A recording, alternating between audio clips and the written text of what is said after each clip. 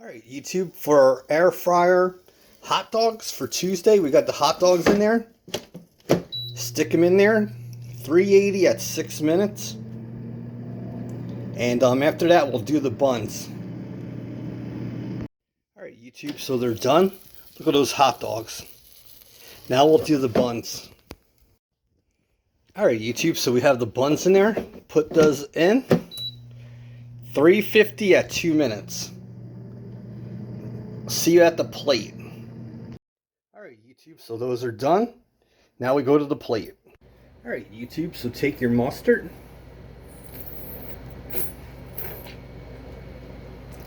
And put on as much mustard as you want. So it's perfect to make sauerkraut hot dogs at home. Take your sauerkraut. And if you want, you could warm it.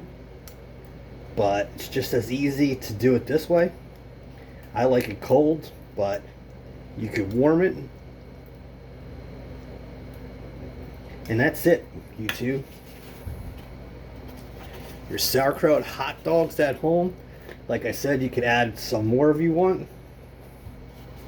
Please subscribe, hit the bell, smash the button, and more air fryer recipes to come. Dan Soy Cook.